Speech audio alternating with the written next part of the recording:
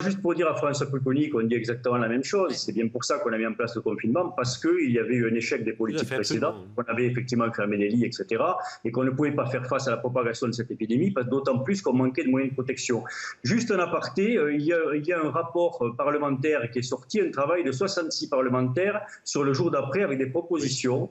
Et alors là, on peut s'étonner ou alors on tombe véritablement de sa chaise quand on le lit, parce que leur solution, c'est de renforcer l'administration, d'encadrer un peu plus la médecine, alors même que tout a fait la preuve de l'échec de l'hyperadministration, du centralisme, de la verticalisation dans la santé. Et là, on a 66 parlementaires qui nous disent que la médecine de ville doit être davantage encadrée et qu'on doit empêcher que les médecins se coordonnent seuls, mais réguler la coordination des médecins. Enfin, on marche sur la tronche, quoi. On a une tribu de Tartuffe qui vient de nous sortir un travail, mais c'est même plus du scandale, quoi. C'est de l'aberration ou de la connerie. Excusez-moi. Je l'ai pas signé, François docteur. Pupponi, Je l'ai pas signé, ce genre de choses. c'est la majorité, c'est des gens de la majorité. Non, c'est un peu tout le monde. C'est un peu tout le monde. mélangé. C'est un peu tout le monde, mais enfin, ça montre combien il y a une méconnaissance, mais alors une méconnaissance totale du terrain médical et combien la médecine de ville échappe totalement à l'horizon des parlementaires. Il va falloir quand même se poser cette question de parlementaires qui s'imaginent en permanence